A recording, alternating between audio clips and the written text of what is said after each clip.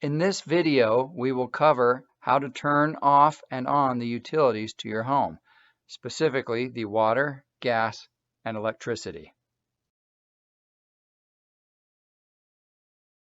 Okay, I had a neighbor one time and he told me a story about someone's sink that had gone out and it was running and the handle broke and they couldn't turn it off. And they were holding buckets underneath here and like throwing it into the bathtub, holding buckets of water to fill up the water and contain it. You don't have to do that. You can shut off all of your devices at the location. So for a sink, the shut off is going to be down below. You'll see it down here. There's our hot water and our cold water. Simply turning it so that the handle is perpendicular to the line means that it is off. And then turning it back straight up and down opens it back up. So that's that easy to turn off a sink at the location. Toilets are the same. If you look right behind the toilet, you'll see the same fitting. You can turn that off. That way you can change toilets, or if for some reason it won't stop filling up and it's flooding, you can just turn it off right there at the location. So that's how you turn off water appliances at the location. So if you had some sort of water incident that was bigger than just at the appliance itself, or you couldn't reach the appliance, you'd go further upstream and shut it off elsewhere. I'm standing here in the mechanical room of my home, and this is where the water comes into my home. Sometimes it might come in directly from the street, and at the first possible point it comes in through the cement that might be there. But in most basements it's in the mechanical room like this is. So if you look down here, you'll see where the water comes in. It's coming in this blue tube here, and that's labeled hose. This goes to the rest of the house. This actually goes out to my sprinkler system. Not everybody has it attached from inside to go back out. Sometimes they've tapped in outside for their sprinkler system. But anyway, we'll disregard that. If you needed to shut off water to the entire house, for example, from inside your home, you just come here, and where the water comes in, it's another quarter turn valve. There's a valve inside there that when I turn it this way, perpendicular, it is now shutting off flow. So I've shut off water to the entire house. That's how you shut off water to the entire house. Also a good idea if you go on vacations, you can shut off water to the house so that nothing breaks and floods your home while you're gone. If you turn it back on, by the way, open it slowly if it's been off for a while, and let the water kind of run through there before opening it back up. It just makes it smoother, less water hammer, less potential for damage. That's how you shut off water inside your home to all the appliances. Okay, if for some reason you had to shut off water outside of your home, you're probably never going to do this, but a first responder might. Your house is on fire or something, but you can shut off water outside of your house going to the entire house. So you'll find your water, it'll take some getting up, and then the valve will be down there. The depth of the valve varies. In my particular case, you can see, come on in, and you can see that it is way down there. So there's the valve right there. So you're obviously going to need a specific tool, a key, a valve key, in order to shut it off there. But that same kind of valve, you just turn it quarter turn so it's perpendicular, and you've now shut off water to the entire house. This should be very rare, if ever, that you do that. For shutting off gas at the appliance, there will be a valve. It can be difficult to get to. If this was a large oven range, you'd have to pull the whole thing out. In this case, this is fairly simple to find. It's below it, and if I pull out a drawer, come on down, and you can see right inside here, that is the valve. So you need a wrench and possibly remove this drawer, but you could go in and turn that. It's also a quarter turn valve, so turn that a quarter turn, and that would shut off the gas to the device. So all gas devices should have a valve right in front of them somewhere that you could shut off. You could imagine if you needed to change ovens, if one broke and you bought a new one, easiest way to shut off gas to it is just right there at the location. Okay, I'm back in the mechanical room. We're talking about turning off gas, natural gas.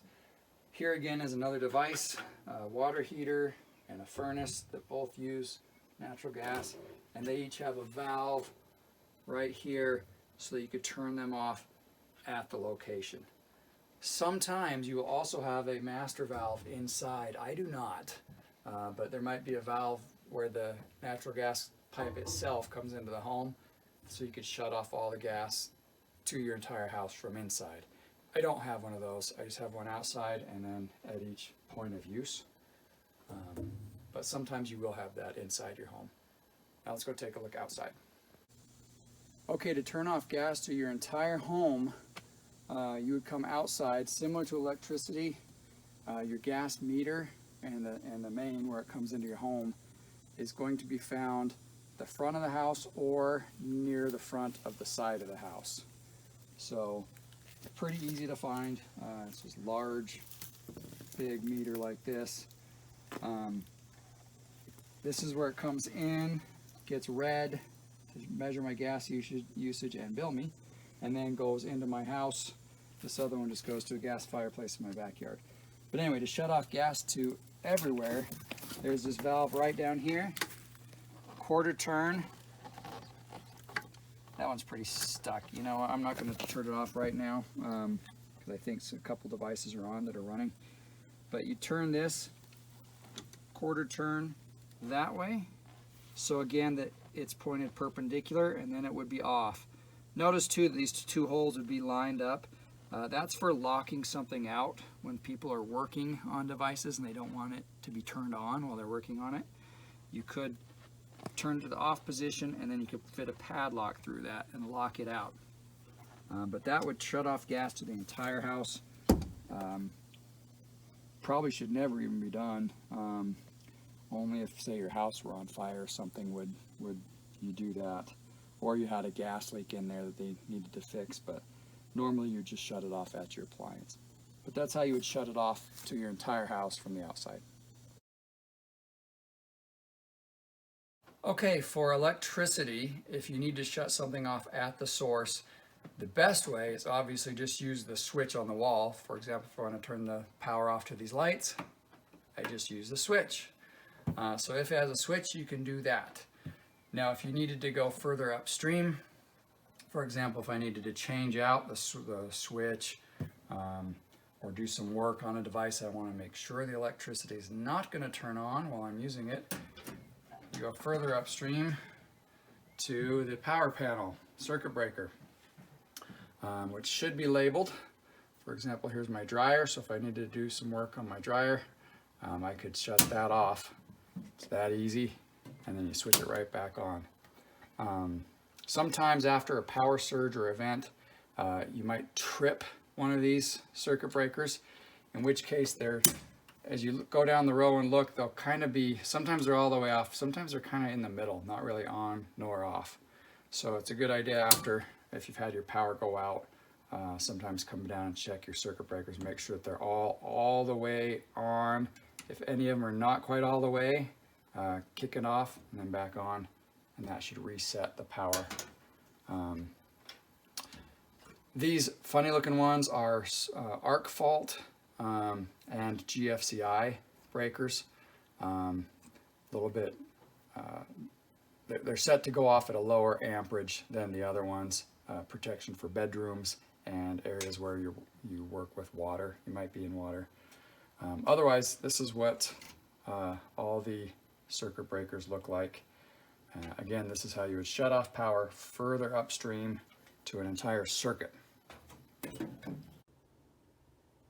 When discussing circuit breakers, I mentioned GFCI, that's a ground fault circuit interrupter.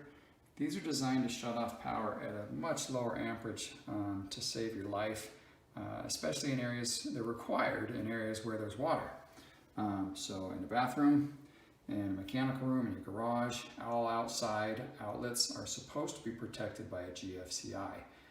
That could be a GFCI circuit breaker, or oftentimes it's a GFCI outlet, such as this one here. They do go bad, so that's why there's a test button on there for you to test it and make sure that it shuts off, and then you can reset it. I mention that because it's not uncommon that you might trip that. A hairdryer, for example, a power surge from something like a motor on a hairdryer can trip this and it'll set it off. They can feed, so this one protects this outlet, and then there's a couple other outlets connected to it further downstream. So one outlet can feed, I believe, 3 more outlets. I could be wrong on that exact number, but my point is that sometimes outlet will go bad and you're plugging it in, it doesn't seem to have power. It's probably because the GFCI further upstream has tripped. I even have one on my house where the GFCI is inside my home, and on the other side of the wall, on the outside patio, is another outlet.